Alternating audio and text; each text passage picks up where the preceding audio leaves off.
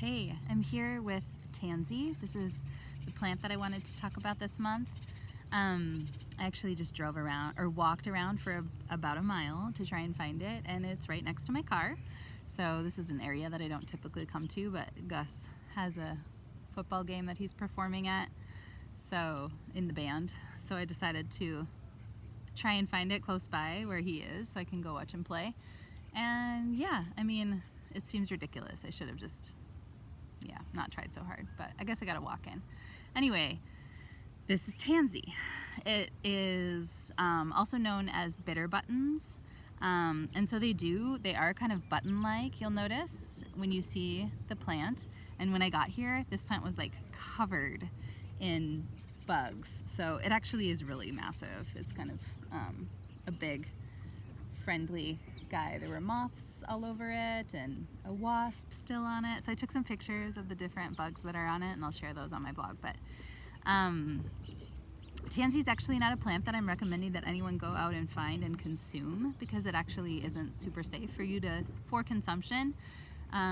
Especially if you're pregnant, it's not a great plant for you to use in any form.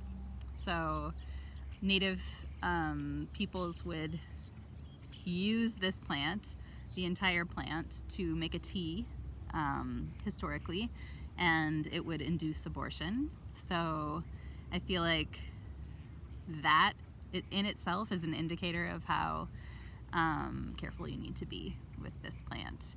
An overdose of tansy tea can actually be fatal. So yeah, it's not a plant to mess around with. I do actually use it in essential oil form in one of my products, and when you distill the essential oil, it's blue.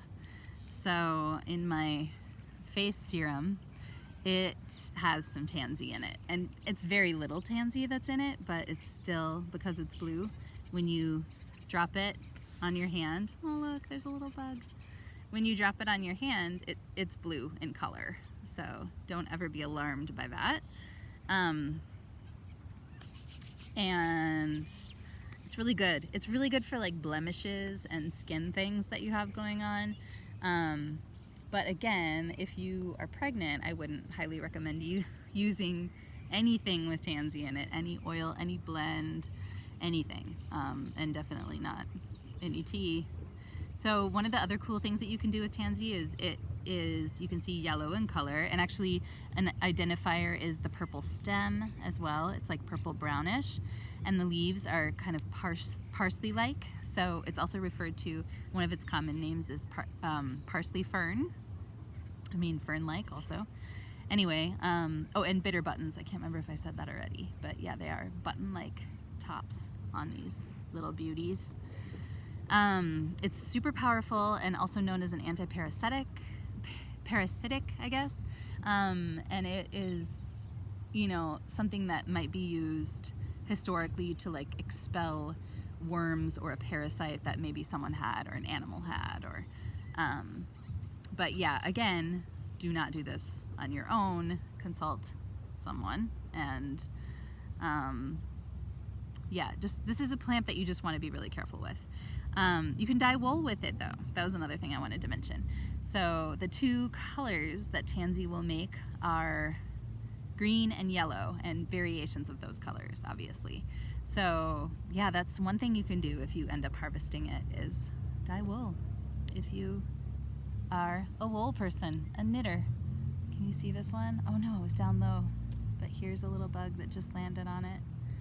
Yeah, it's like the only yellow thing around here with blooms on it, so I feel like bugs are really drawn to it.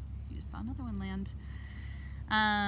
Other uses are for bruising, sprains, rheumatism. Again, I just want to stress the caution, because you can actually really hurt yourself with this plant or someone else. So you just want to be really careful with it. We don't need any fatalities due to tansy. So I just wanted to share it because I think it's awesome, and it's still blooming, and it's October, and that's really rare for us to still have plants that I can share in person, because it's usually cold, but it's just been so warm. So this is Tansy.